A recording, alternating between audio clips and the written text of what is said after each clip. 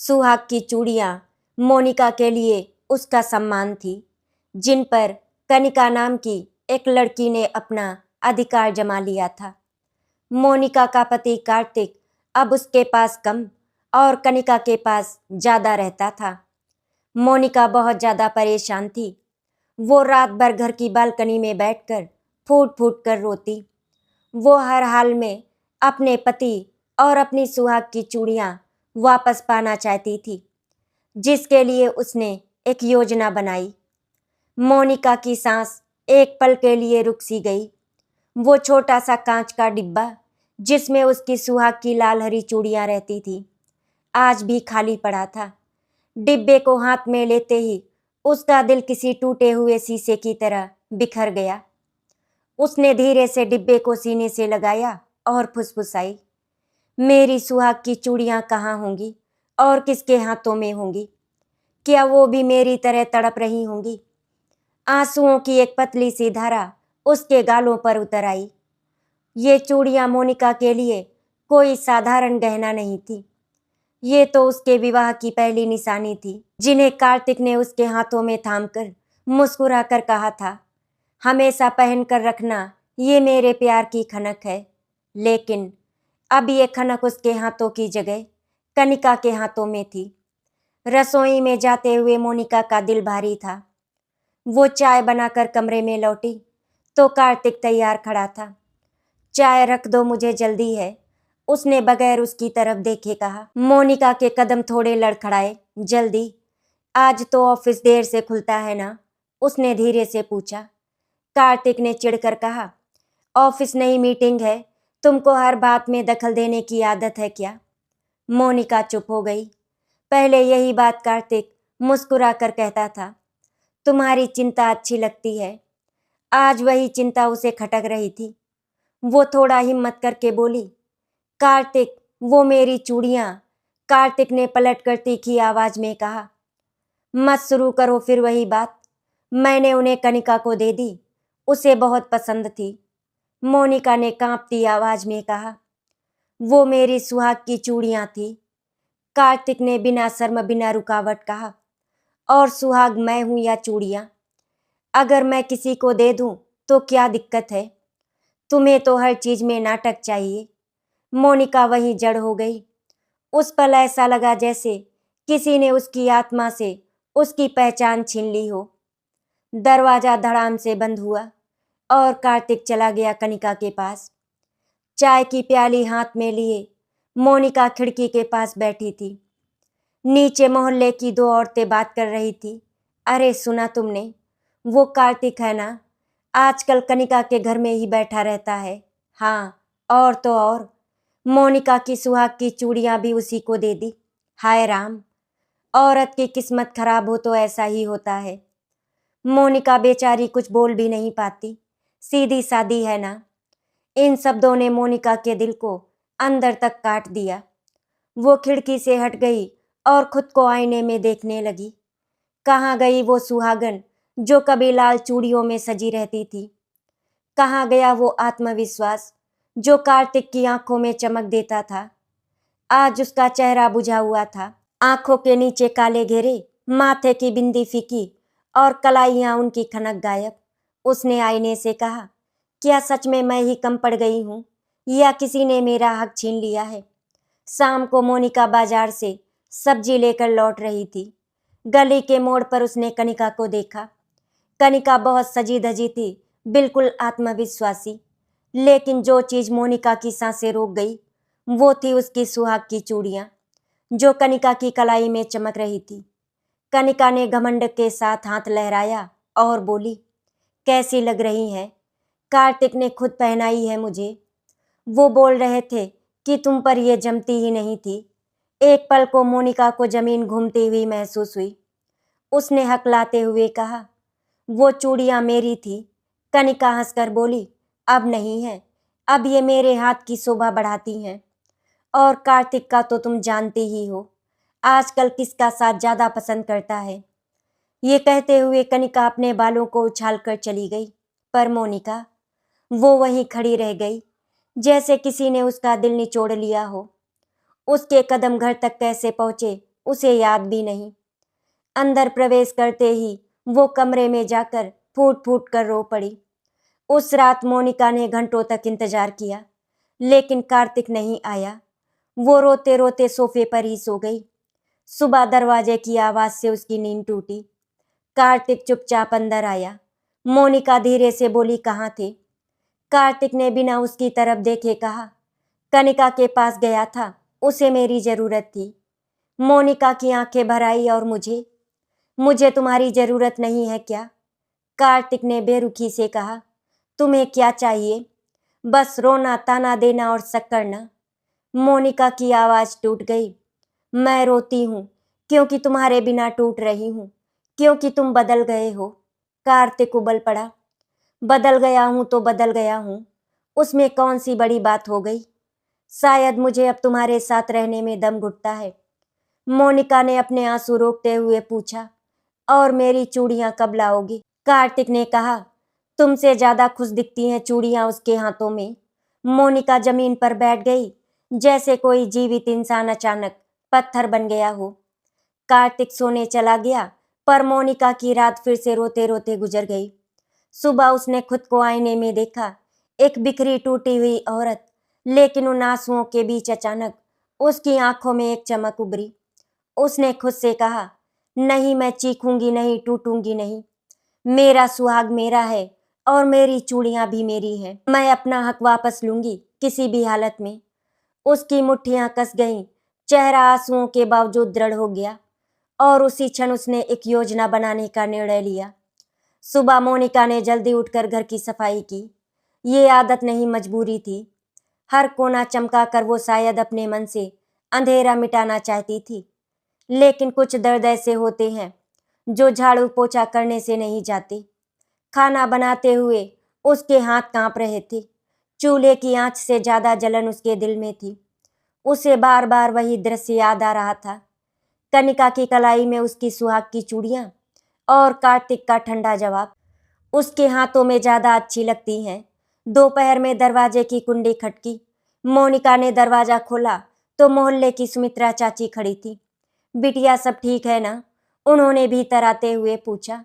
मोनिका ने मुस्कुराने की कोशिश की। हाँ चाची, सब अच्छा है। चाची ने बैठते बैठते कहा, अच्छा, कल रात कार्तिक कनिका के घर में देखा गया था। पूरी बस्ती यही चर्चा कर रही है। मोनिका का चेहरा तमतमा गया। उसे लगा जैसे किसी ने उसकी छुपी चोट पर खुरचनी मार दी हो। चाची, उसकी आवाज लड़खड़ाई। लोगों की बातें हमेशा सच थोड़े होती हैं। सुमित्रा चाची ने उसके हाथ पर हाथ रखकर कहा, बिटिया, मैं तुम्हें दुख नहीं देना चाहती, पर औरत का सुहाग, उसका मान, ये सब बड़ी मुश्किल से टिकता है। अगर कोई औरत उस पर अधिकार जमा ले तो वापस पाना आसान नहीं होता। मोनिका की आंखें भर आई। वो धीरे से बोली, चाची, मेरी चूड़ियां भी ले ली उसने। चाची की आंखें चौड़ी हो गई। अरे ऐसा कैसे? ये तो बिल्कुल गलत है बिटिया। मोनिका रोते हुए बोली, वो पहनकर घूमती है चाची, और कार्तिक ने ही उसे दे दी। चाची ने उसे गले लगा लिया। बेटा, वक्त बुरा चल रहा है, पर तू हिम्मत मत हारना, ऊपर वाला सब देख रहा है। मोनिका ने आंसू पोंछे, लेकिन दिल फिर एक बार टूट चुका था। उधर दूसरी तरफ कनिका अपने छोटे से कमरे में आईने के सामने खड़ी खुद को निहार रही थी। कलाई में लाल हरी चूड़ियां खनक रही थी। वो मुस्कुराई। वाह कनिका, अब तुम वही चूड़ियां पहन रही हो जो कार्तिक की बीवी पहनती थी। देखा, कितनी जल्दी आदमी को अपने इशारों पर नचाना सिखा लिया। उसी वक्त उसकी सहेली अनुपमा वहां पर आई। अरे वाह, ये तो बहुत सुंदर है, किसने दी? कनिका ने शरारती अंदाज में कहा। कार्तिक ने दी है। उसने कहा कि उसके हाथों में अब ये चूड़ियां सूनी लगती हैं। दोनों हंस पड़ी। अनुपमा बोली, तो अब आगे क्या प्लान है? सिर्फ चूड़ियां काफी नहीं होंगी? कनिका ने बाल झटक कर कहा, मैंने कार्तिक को कहा है कि मेरे अपार्टमेंट की एडवांस पेमेंट भी वही करेगा। मेरी शॉप खुलने के लिए 2 लाख भी चाहिए। जब आदमी पागल हो जाता है ना, तो पैसे खर्च करना भी प्यार की निशानी समझ लेता है। अनुपमा ने पूछा, अगर वो तुम्हें छोड़कर अपनी बीबी के पास लौट गया तो? कनिका ठहाका मारकर हंसी। उफ अनुपमा, कार्तिक उसके पास क्यों जाएगा? वो तो सूखी रोटी है और मैं उसके लिए मलाई हूँ। पुरुष हमेशा मलाई के पीछे दौड़ते हैं। दोनों के जीवन अभी दो दिशाओं में थे। एक का दर्द बढ़ रहा था और दूसरी का अहंकार। लेकिन सच हमेशा इसी तरह चुपचाप दुनिया बदलता है। उस शाम कार्तिक घर लौटा तो जैसे हमेशा की तरह थका हारा और बेपरवाह था। मोनिका ने हिम्मत जुटाकर कहा, कार्तिक बात करनी है। कार्तिक ने जूते उतारते हुए कहा, फिर वही रोना धोना। मोनिका प्लीज मेरा मूड मत खराब करो। मोनिका आंखों में सीधा देखकर बोली, आज मैं रो नहीं रही, आज मैं सिर्फ पूछ रही हूँ, क्या तुम सच में उस कनिका के साथ रहना चाहते हो? कार्तिक चौंक गया। उसे उम्मीद नहीं थी कि मोनिका इतनी मजबूती से बात करेगी। तुम्हें उससे क्या? उसने चिढ़कर कहा। मोनिका की आवाज दृढ़ थी, क्योंकि वो मेरे सुहाग पर अधिकार जमा रही है, मेरी चूड़ियां पहन रही है, तुम्हारे साथ समय बिता रही है। ये सब मेरे हक का हिस्सा है। कार्तिक सख्त होकर बोला, तुम्हारा हक कमाया जाता है मोनिका, रोकर नहीं। मोनिका की आंखों में आंसू आ गए, पर उसने खुद को संभाला। अगर हक कमाना पड़ता है तो ठीक है, मैं कमाऊंगी, पर अपना हक वापस भी लूंगी। कार्तिक एक पल को बोल नहीं पाया। ये वो मोनिका नहीं थी जिसे वो जानता था। ये मोनिका दृढ़ थी, टूटी हुई नहीं। उसने तिरस्कार से कहा, देखते हैं। मोनिका शांति से बोली, हाँ देखते हैं। ये पहली बार था जब दोनों ने एक दूसरे को गंभीरता से देखा। उस रात मोनिका सोई नहीं। वो घंटों सोचती रही, क्या वो अपने जीवन को ऐसे ही टूटने देगी? नहीं, उसने खुद से कहा, दर्द सह लिया, अब लड़ने की बारी है। और लड़ाई किसी और से नहीं, अपने डर, अपने टूटे मन और उस झूठ से है जिसके पीछे कार्तिक अंधा हुआ बैठा है। उसने तय किया, वो कार्तिक को सच का दरवाजा खोलकर दिखाएगी कि उसके साथ कौन धोखा कर रहा है। उसे पता था कनिका सिर्फ चूड़ियां नहीं पहन रही, बल्कि मोनिका के पति को, उसके रिश्ते को, उसके अस्तित्व को चुरा रही है। लेकिन अब खेल बदलने वाला था। मोनिका अब वो औरत नहीं रही थी जो सिर्फ रोती थी। अगले दिन दोपहर में दरवाजा खटखटाया गया। मोनिका ने खोला तो सामने खड़ी थी मोनिका की सहेली रानी। रानी घबराई हुई थी। मोनिका दीदी, उसने फुसफुसाते हुए कहा, आपको कुछ बताना है, बहुत जरूरी। मोनिका ने आश्चर्य से पूछा, क्या हुआ रानी? रानी ने चारों तरफ देखा, फिर कहा, कनिका वो कार्तिक जी के साथ सिर्फ खेल रही है।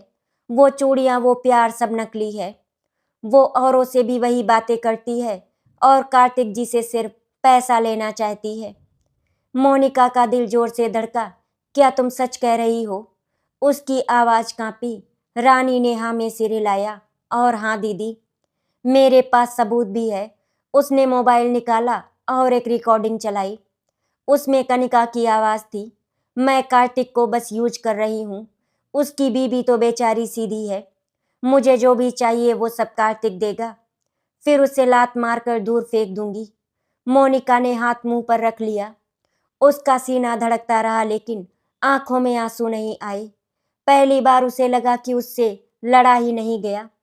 वो धोखा खा रही थी और धोखा बर्दाश्त नहीं किया जाता, उजागर किया जाता है। रानी ने उसका हाथ पकड़कर कहा, आप कुछ कीजिए दीदी, वरना बहुत देर हो जाएगी। मोनिका ने गहरी सांस ली। नहीं रानी, अब देर नहीं होगी, अब लड़ाई शुरू होगी। उसकी आंखों में पहली बार आग थी। रानी के जाने के बाद भी मोनिका लंबे समय तक दरवाजे के पास खड़ी रही। उसके दिल में लावा उबल रहा था। उसके हाथ अब कांप नहीं रहे थे। दिल अब बेबस नहीं था, आंखों में आंसू नहीं, निर्णय था। उसने खुद से कहा, अब मैं चुप नहीं रहूंगी। मेरे सुहाग की चूड़ियां किसी और की कलाई में चमके, ये मैं सह नहीं सकती। मैं उन्हें वापस छीनूंगी नहीं, ऊपर उठकर वापस लूंगी। मोनिका ने तुरंत रानी को फोन किया। रानी, तुमने जो रिकॉर्डिंग दी है उसी तरह से क्या और भी सबूत है? रानी ने कहा, हाँ दीदी, कनिका अक्सर अपनी सहेली अनुपमा से फोन पर बात करती है। वो बातें मैं रिकॉर्ड कर सकती हूँ। मोनिका ने दृढ़ता से कहा, कार्तिक को सच अपनी आंखों से देखना होगा। रानी ने कहा, दीदी मैं आपकी मदद करूंगी, कनिका को सबक मिलना चाहिए।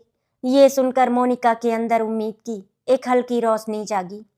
उसने पेन और कागज उठाया। कार्तिक के बदलते व्यवहार, कनिका के इरादे, मोहल्ले की बातें रानी के सबूत, खुद की भावनाएं, आगे की संभावना, सब कुछ लिखना शुरू किया।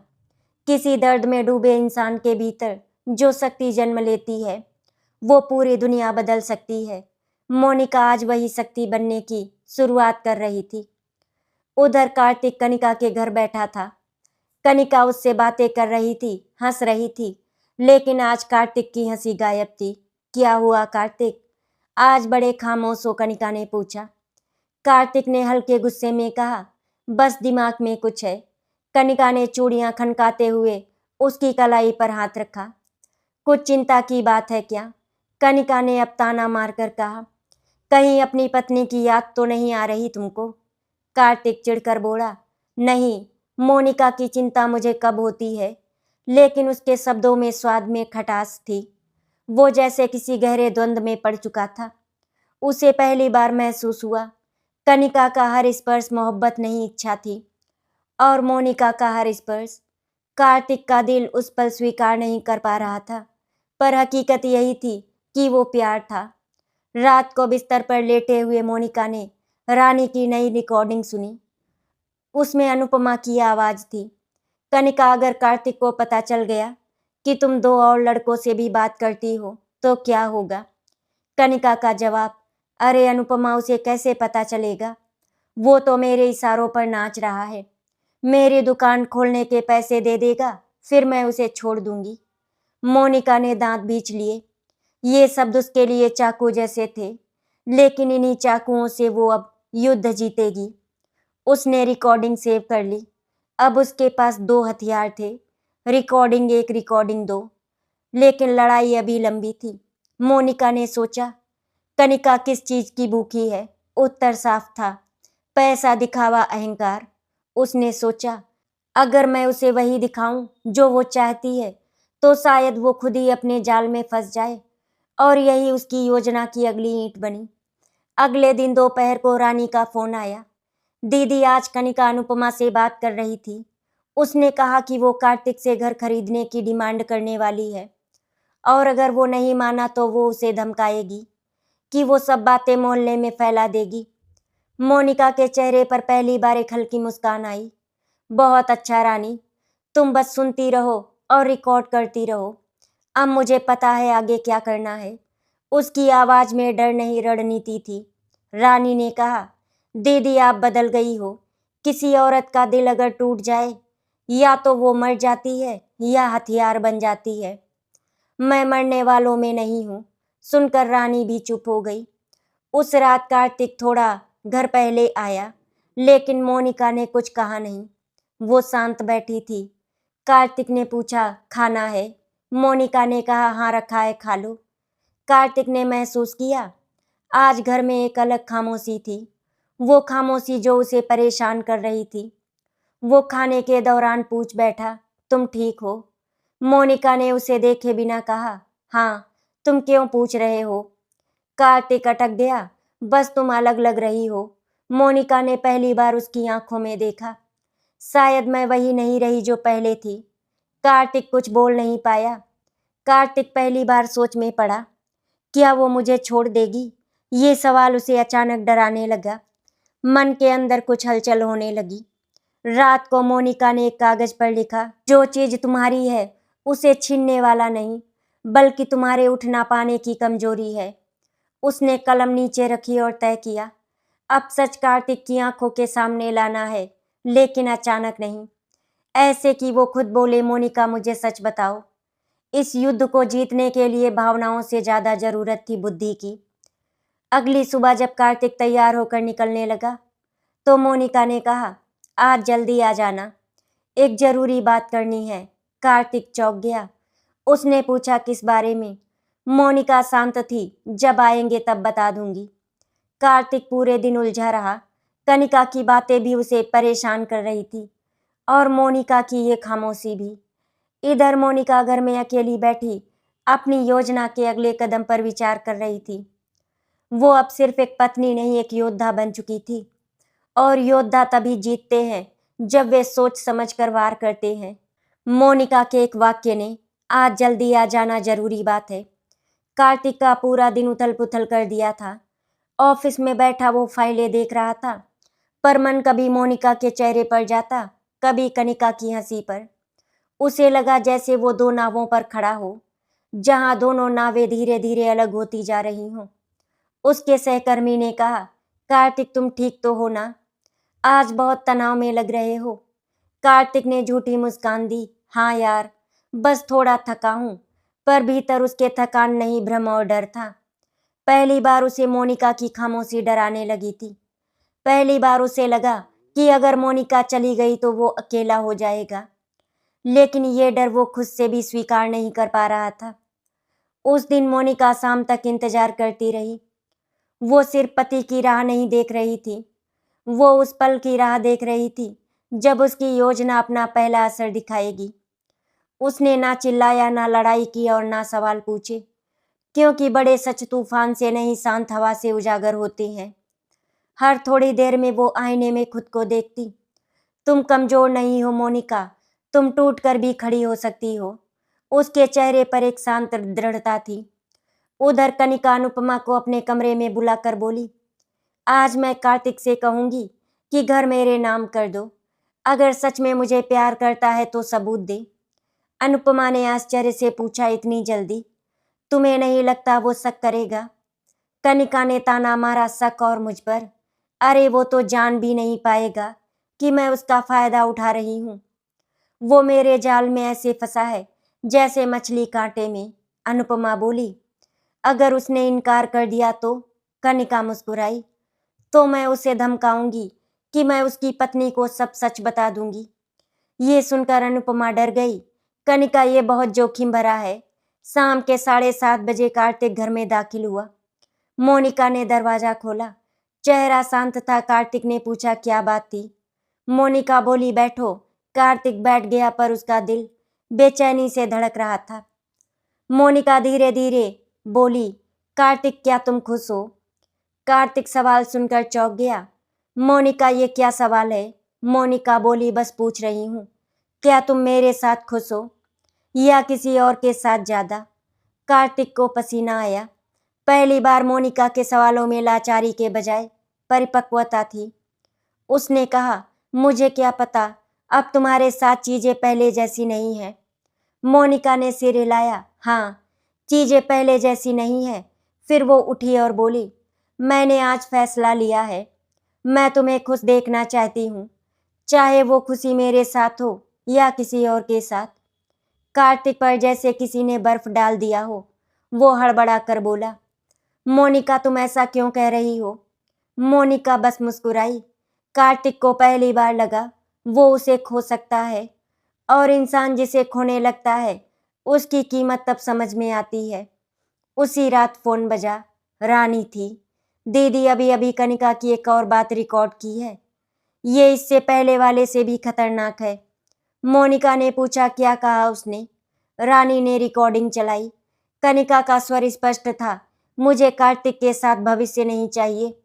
मुझे उसके पैसे चाहिए। जब वो घर मेरे नाम कर देगा, मैं उसे अपनी लाइफ से बाहर फेंक दूंगी। मोनिका गहरी सांस लेकर बोली, बस रानी, अब बहुत हो गया। अब सच का समय आ गया है। सुबह मोनिका ने जानबूझकर अपना सबसे साधारण कपड़ा पहना। किसी तरह की सजावट नहीं, ना बिंदी ना चूड़ियां, क्योंकि आज वो अपने सुहाग के लिए नहीं, अपने आत्मसम्मान के लिए लड़ने जा रही थी। उसने खुद को आईने में देखा और कहा, आज तुम सिर्फ पत्नी नहीं, एक स्त्री हो। दोपहर में मोनिका घर से बाहर निकली और सीधी कनिका के घर पहुंची। दरवाजा कनिका ने खोला। वो पहले तो चौंकी, फिर ताना मारते हुए बोली, अरे वाह, तुम आज हमारे घर कैसे आई? मोनिका बिना हिले खड़ी रही। मुझे तुमसे बात करनी है। कनिका हंसकर बोली, ओह क्या बात? अपने पति को मुझसे दूर रखने आई हो? मोनिका शांत रही। तुम्हें क्या लगता है तुमने कार्तिक को पूरी तरह अपने वश में कर लिया है? कनिका बोली, मुझे पता है मैंने कर लिया है। मोनिका ने धीरे से कहा, लेकिन तुम भूल रही हो कि तुम एक झूठ के सहारे खड़ी हो, और झूठ ज्यादा दिन टिकता नहीं। कनिका चिढ़कर बोली, तुम मुझे डराने आई हो? मोनिका ने मोबाइल निकाला। डराने नहीं, दिखाने आई हूँ। उसने पहला रिकॉर्डिंग चलाया। कनिका की आवाज गूंजी, मैं कार्तिक को सिर्फ यूज कर रही हूँ। कनिका का चेहरा सफ़ेद पड़ गया। मोनिका ने दूसरी रिकॉर्डिंग चलाई। मुझे उसकी बीबी पर हंसी आती है। कनिका का घमंड टूटने लगा। फिर तीसरी रिकॉर्डिंग, घर लेने के बाद मैं उसे लात मार दूंगी। इस बार कनिका का चेहरा राख जैसा हो गया और वो हकलाने लगी। ये सब झूठ है, मैंने ऐसा कुछ नहीं कहा। मोनिका ने कठोर स्वर में कहा। तुम झूठ कहोगी या ये भी रिकॉर्ड करूं? कनिका गुस्से से कांप उठी। तुम ये सब किस अधिकार से कर रही हो? मोनिका की आवाज अब पहली बार तेज हुई।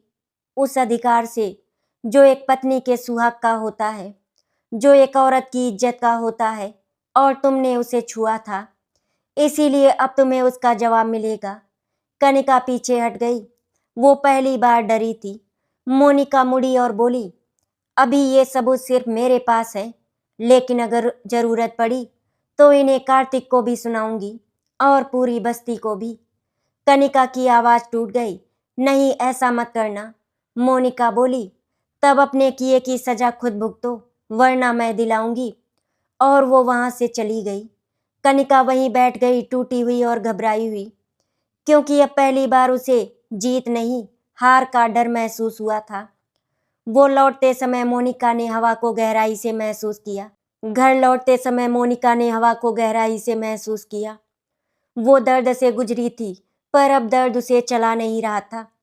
अब उसकी बुद्धि, उसकी आत्मा और उसकी हिम्मत चाल चल रही थी। उसने मन में कहा, सच की पहली दरार पड़ चुकी है। अब बस कार्तिक को वो दरार दिखानी है। और ये कहना जितना आसान लगता है उतना था नहीं। मोनिका घर लौटी तो कार्तिक सोफे पर बैठा बेचैनी से उसे देख रहा था। कहाँ गई थी, उसने पूछा। मोनिका ने उतनी ही शांति से कहा, जहाँ जरूरी था। कार्तिक ने भवें सिकोड़ी, मतलब? मोनिका बोली, तुम्हें जल्दी समझ में आ जाएगा। उसके स्वर में अजीब सी दृढ़ता थी, जिसने कार्तिक के मन में डर भर दिया। ये डर नया था। पहले मोनिका रोती थी, गिड़गिड़ाती थी, पर आज वो खामोश थी, और खामोशी का डर चिल्लाहट से अधिक होता है। रात के 11 बजे कार्तिक ने खुद को आईने में देखा। वो ठीक उसी तरह नहीं लग रहा था जैसा वो था। उसकी आंखों में अपराध बोध की एक परछाई सी थी। मन में एक आवाज उठी, क्या सच में मैं गलती कर रहा हूँ? पर ये आवाज तुरंत उसकी आवाज दबा देती। नहीं, मोनिका नहीं समझती है, कनिका तुम्हें समझती है। पर जैसे ही कनिका का नाम आया, मोनिका की शांत आवाज याद आई। चीजें पहले जैसी नहीं रही। उसने सिर झटक दिया, लेकिन बेचैनी नहीं गई। सुबह का माहौल बेहद शांत था। मोनिका बिना कुछ बोले घर का काम कर रही थी। कार्तिक ने नाश्ता करते हुए कहा, आज ऑफिस से जल्दी आऊँगा। मोनिका ने बस एक शब्द कहा, ठीक है। उसने ना तो मुस्कुराया, ना नाराजगी दिखाई, और यही सब कार्तिक को भीतर तक हिला गया। उधर कनिका अपने कमरे में बेचैन होकर टहल रही थी। अनुपमा ने पूछा, क्या हुआ? इतनी घबराई हुई क्यों हो? कनिका चिल्ला पड़ी, मोनिका सब जानती है। वो मेरे पास आई थी और उसने मेरी रिकॉर्डिंग भी सुनाई। अनुपमा हक्का बक्का रह गई। तुम्हारी रिकॉर्डिंग? कौन सी?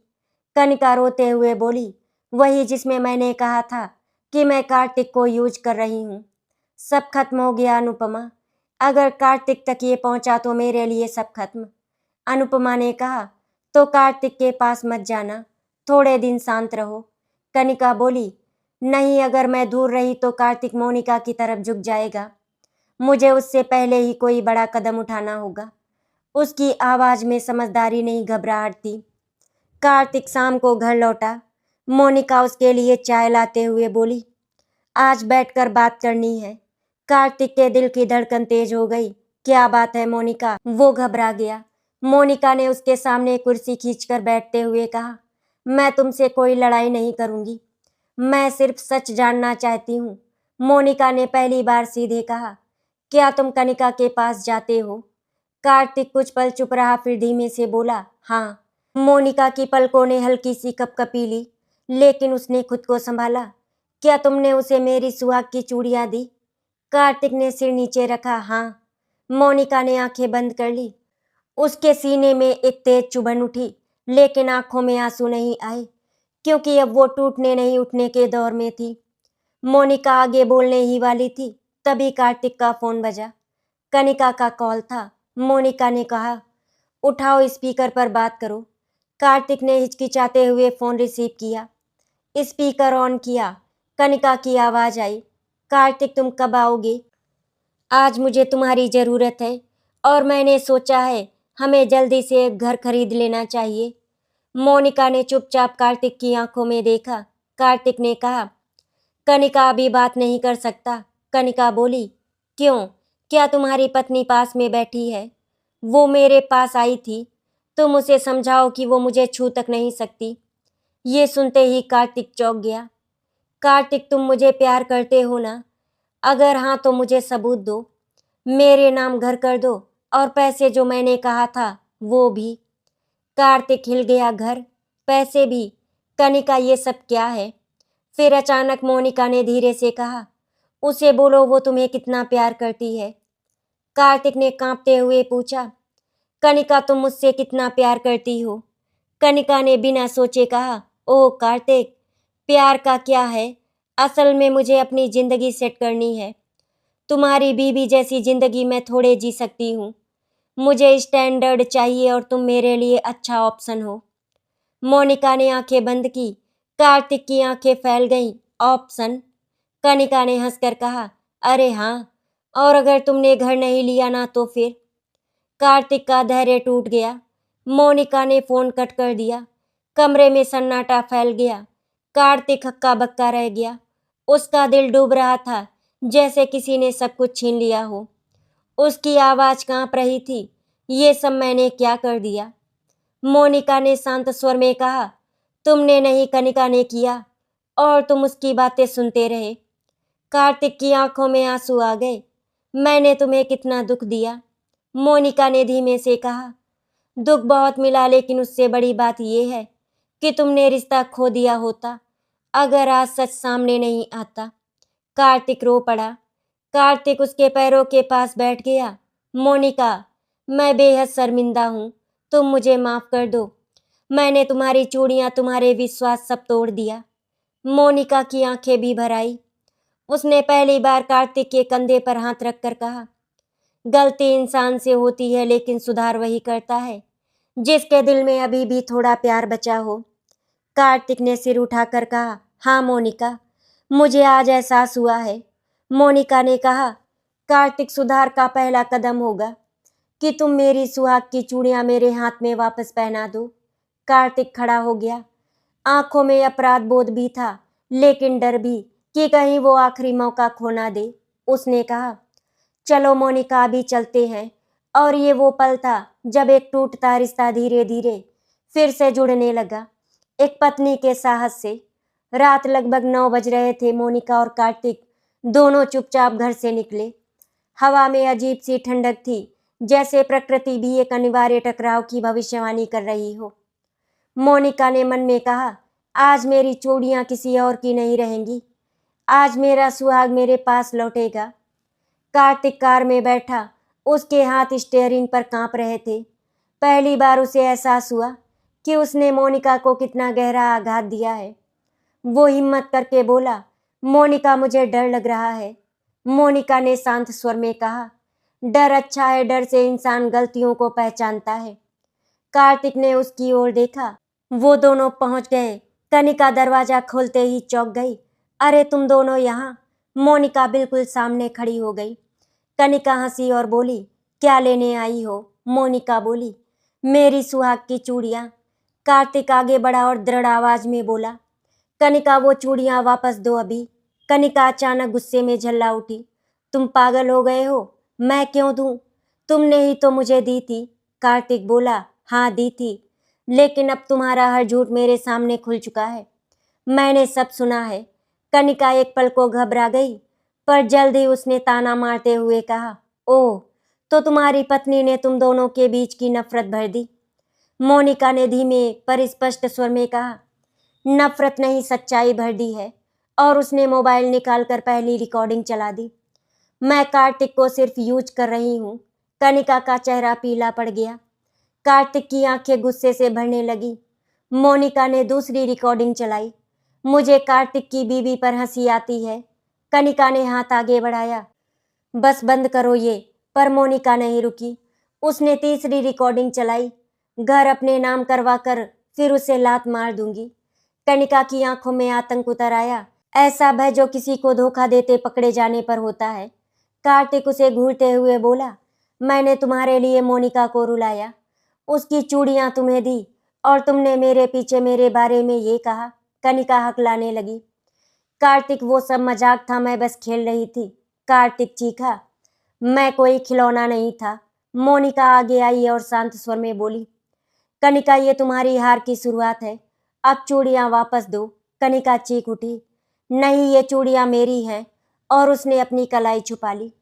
मोनिका ने एक कदम आगे बढ़कर कहा, जो चीज चुराई जाती है वो कभी अपनी नहीं होती। कनिका कांपने लगी। वो स्त्री जो दुनिया को अपनी मुट्ठी में समझती थी, आज वही खड़ी थी अपनी हार के सामने। उसने कार्तिक के सामने हाथ जोड़ते हुए कहा, कार्तिक, मुझे माफ कर दो, मैं डर गई थी। कनिका रोने लगी। मैं अकेली थी, मुझे तुम्हारी जरूरत थी। मोनिका ने तेज स्वर में कहा, जरूरत या लालच? कनिका के शब्दों की हड्डियां टूट गई। उसकी आंखें नीचे हो गई। मोनिका बोली, अब चूड़ियां वापस दो हमें। कनिका ने कांपते हाथों से धीरे धीरे उन्हें उतारा। वे वही चूड़ियां थी जिन्हें मोनिका ने कितनी श्रद्धा से अपनाया था, जिन्हें उसने दिल से अपना सुहाग माना था, जो आज पराए हाथों की लकीरों में फंसी थी। कनिका ने उन्हें आगे बढ़ा दिया। मोनिका ने चूड़ियां अपने हाथों में ली। उनकी ठंडक उसके भीतर एक अजीब गहराई से उतर रही थी। कार्तिक मोनिका के सामने खड़ा था, चेहरा शर्म से झुका हुआ, आंखों में पछतावा और दिल में भारी बोझ। वो धीरे धीरे बोला, मोनिका, मैंने तुम्हें अपमानित किया, मैंने तुम्हारा विश्वास तोड़ा। आज मैं तुम्हारी आंखों में खुद को देख भी नहीं पा रहा हूँ। कार्तिक उसके हाथों को पकड़कर बोला, अगर तुम चाहो तो मैं तुम्हारे पैर पकड़कर भी माफी मांगने को तैयार हूँ। तुमने मुझे सही रास्ता दिखाया और मैंने तुम्हें दर्द दिया। उसकी आवाज टूट गई। मोनिका, क्या तुम मुझे फिर एक मौका दोगी? मोनिका ने धीरे से कहा, माफी मैं तुम्हें बाद में दूंगी, पहले एक काम करो। कार्तिक ने चौंक कर पूछा, क्या? मोनिका ने चूड़ियां आगे बढ़ाई।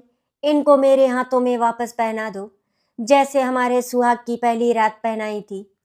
कार्तिक की आंखों से आंसू फूट पड़े। उसने दोनों हाथों से चूड़ियां उठाई और कांपते हाथों से उन्हें मोनिका की कलाई में पहनाना शुरू किया। हर चूड़ी के साथ एक टूटता भ्रम वापस जुड़ रहा था। हर खनक एक रिश्ता फिर से जीवित कर रही थी। हर बंद कड़ा एक स्त्री का सम्मान लौटा रहा था। जब आखिरी चूड़ी पहनाई, कार्तिक ने मोनिका के हाथों को अपने माथे से लगा लिया। ये हक खोकर मुझे समझ आया कि ये कितना पवित्र है। मोनिका की आंखें नम हो गई, पर इस बार वो रो नहीं रही थी, वो जीत रही थी। कनिका देखती रह गई, टूटी हुई, बिखरी हुई, पर मन में कही शायद पहली बार पश्चाताप की चिंगारी लेकर। घर लौटते हुए मोनिका की कलाई में चूड़ियां फिर खनक रही थी। उनकी आवाज में वो पुरानी मिठास नहीं थी, बल्कि एक नई गूंज थी, जीत की, सम्मान की, पुनर्जन्म की। कार्तिक रास्ते में बोला, मोनिका, तुम जैसी स्त्री मिलना भाग्य की बात है। मैंने तुम्हें खोने की जो गलती की, अब उसे कभी दोहराऊंगा नहीं। मोनिका ने शांत स्वर में कहा, रिश्ते टूटते नहीं, टूटने दिए जाते हैं। कार्तिक, उसके शब्दों में वो शक्ति महसूस कर रहा था जो पहले कभी नहीं देखी। उसने उसका हाथ थामा और पहली बार अपने मन से कहा, मैंने पत्नी नहीं, एक देवी को चोट पहुंचाई थी। घर पहुंचकर मोनिका मंदिर के सामने बैठ गई। चूड़ियां हल्के हल्के छनक रही थी। उसने भगवान से कहा, धन्यवाद जो आपने मेरी आत्मा को टूटने नहीं दिया।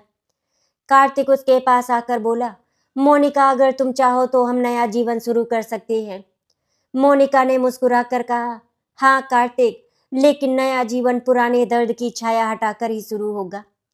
कार्तिक ने सिर झुका लिया, मैं वो छाया कभी वापस नहीं आने दूंगा। और उस रात दो टूटे हुए दिल पहली बार सच में जुड़े। चूड़ियों की खनक फिर से सुहाग की गूंज बन गई। आशा करती हूँ आपको हमारी कहानी अच्छी लगी होगी। अगर आपको हमारी कहानी अच्छी लगी तो वीडियो को लाइक एंड शेयर करें, चैनल को सब्सक्राइब करें। वीडियो देखने के लिए आपका धन्यवाद।